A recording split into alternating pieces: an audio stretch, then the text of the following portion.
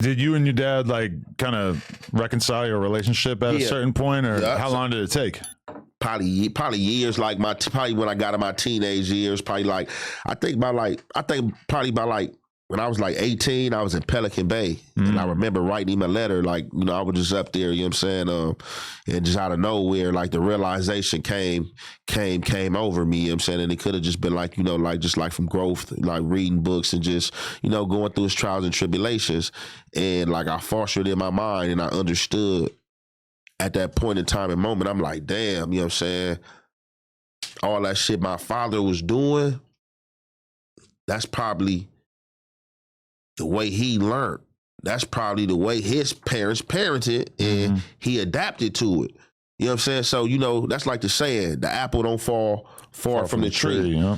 And some people break generational curses, but not everybody. So that's like you coming up in the household and you seeing how your mother and father parented. And I'm pretty sure you took some of them qualities, definitely, if it was some good qualities. Yeah. But the qualities my dad was brewing upon me, I knew right then and there at a young age that I wasn't gonna parent it like that. Like, he learned that from his dad. And like, I just wrote him and had a conversation with him, like, man, I forgive you. You know, I understood, you know, I finally understand that. You probably, you know what I'm saying, went through that, and that's probably how your father or your parents treated you. And he got back at me like, man, like, yeah, you absolutely right. Like, you know, his daddy was a police officer in Texas. So he was like, you know, coming up, he like, man, my father was a real disciplinary. He like, man, my father used to whoop my ass for anything. So he like, man, one day, he like, man, I'm like 16. He like, man, you know, I got a girl at the house, you know, I'm about to, you know what I'm saying, get some. I'm thinking my pop's gonna be proud of me that, you know, I'm about to get something to get now. Right. He like, man, he busted the room, man, like embarrassed me, whooped my ass all in front of the female, all type of shit. So I'm like, damn. So like I said, he took the qualities of his father, and that was his parenting. But I knew right then and there, like, shit, I'm not gonna be that way with my kids, though. You feel me? So like, I definitely like broke that shit. Like my oldest daughter, like I be whooping my youngest daughter, and it's like whoop, like pats, like on the butt. But like my oldest daughter, like my 12-year-old, she ain't never had a whooping. Yeah, she ain't never had a whooping. Nah, yeah, because there's so many things that my parents like normalized in my head in terms of like what parenting is, and then my girl actually like listens to parenting podcasts, and she reads parenting books, and she subscribes to all these Instagram channels and shit. So like a lot of and I know she kind of holds it against me sometimes that I'm not like actively seeking out information about parenting, because she sees the way that I get obsessed with so much random shit. And, you know, I think in her mind it's like, oh, so you're gonna sit in the living room watching Ant Jefe content for 3 hours last night, but you're not, you know, you're not going to take the same consideration to be interested in like parenting type shit. But yeah, there's like a lot of things where she kind of will just point out, like, you know, you can't just expect like in my mind, like you got to be hardcore with the kid, meaning like it's time to brush your teeth. You want to put up a fight that you say you're not going to put. Well, guess what? We brushing those teeth, and I don't care if I gotta keep you in a little headlock here. I'm brushing the teeth, you know. And to me, that just makes sense. And she's like, kind of like, she'll give me other advice. She'll be like, listen, I don't have a problem getting her to brush her teeth or getting her to do stuff typically, because I'll kind of make it seem fun. I'll turn it into a little bit of a game. I'll be like, I bet you I'll rush you. I'll race you to the bathroom or some shit like that. That to me, it's more like, nah, like I got to just be hardcore. I got to just like make sure we get this shit done as fast as possible. Hey, you're not going to get any bedtime stories if you keep up this bullshit, you know? And like, to me, that just makes sense. And like, I'm still kind of trying to like unlearn some of the stuff that I was doing when I was younger. When I was younger.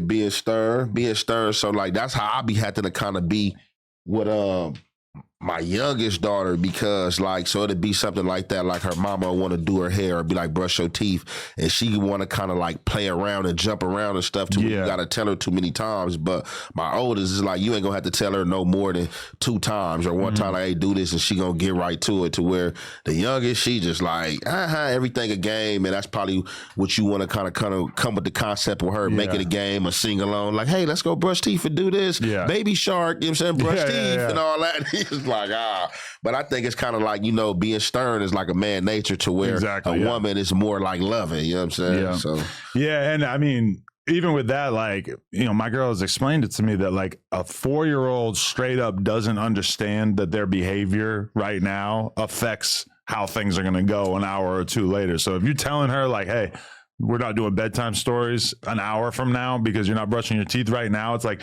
these events are so separate in their mind that they really like almost don't have the brain power to understand the connection. So you can't like hold them to that standard. You know, if you're going to take something away, it has to be something right then, because they can understand the moment, but they don't understand that like right now affects an hour and a half from now.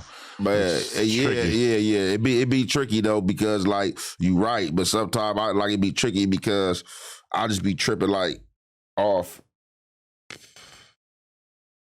the kids is growing up now. I kind of think like they kind of like smarter and more advanced than the generations before them, because I would just be tripping out watching my youngest, like the stuff she be saying, like when she was 2. Like she just came out one day, she chilling with me on the couch chilling, and she was just like, hey, Dad. And I'm like, what's up? She like, what's your name? I'm like, what? She like, what's your name?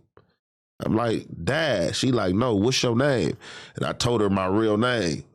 And like from that day forward, she remembered my real name. Yeah. Just like stuff like that. I'm just like, damn, at 2, I wasn't doing that. Like, right. Just, and I ain't see like, so it just be like, you know, certain stuff that be fascinating. And like sometimes it be just be like, man, hold on. Like, man, it's you being tricky. And then you got to foster in like, well, hold on, she is 3 or she is 4 and stuff like that. Yo, but that's the thing is that when I read stories about people from the 90s and shit, and, you know, I grew up in the 90s too, it's like, an 18-year-old kid who was 18 in 1991 versus an 18-year-old kid in 2025 who actually like knows how to use the internet, who knows how to look up information, etc.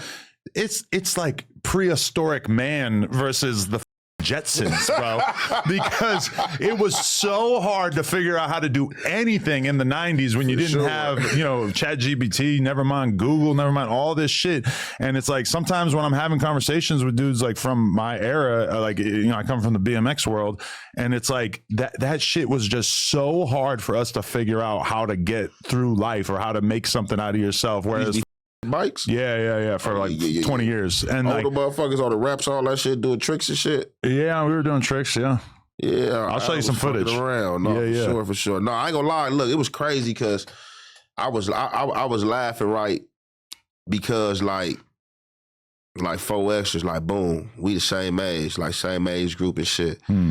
It was funny. I was watching like some footage of y'all, like, you know what I'm saying, backstage where you, him, and I think y'all was doing like the little video with X4. Yeah. And he was on the skateboard. And coming up, like, even like when I first started game banging, I was still in my skateboard like phase. Tony Hawk Pro Skater. I used to know how to kick, flip, ollie, all that shit. I don't know if I can still do it now, but it was just funny watching 4 extras trying to do a kick flip. And I remember when I could do a kick flip and land that and all that. Yeah. You know what I'm saying? It's funny too, because I don't think they realized that they were trying to do a kickflip on a skateboard with no grip tape, which is like, wow. That doesn't really happen typically. Like typically you need grip tape to do like anything. You got to grip it for sure. They were going for it though. They were trying it like really, really hard that day. Most definitely. Okay. So at what point, like, all right, if I had asked you at 18, because you're saying you're in Pelican Bay at 18. Yep, so, I got kicked out of YA. Okay, so I mean, with the North Day. That's like one of the scariest prisons in America, and you were in there at 18. Did that feel crazy, or did it feel normal to you by that point? So, bam. So this how it was for me. So being in jail, I was spending a lot of time in jail. So I was trying to make the best of my situation. So like, for me, jail was schooling. Like when I was in jail was schooling, you know what I'm saying? To where other people was on the streets, you know what I'm saying, going to school or game banging, trying to acquire their reputation, you know what I'm saying? When I was going to jail, the reputation didn't stop. So as far as being a top tier Crip, you know, you had to read, you know what I'm saying? You was prone to violence, you know what I'm saying? Handling your business and stuff like that. So when I got to Pelican Bay, I ain't gonna lie, that was like equivalent, like to me, graduating, going to like Yale or some shit.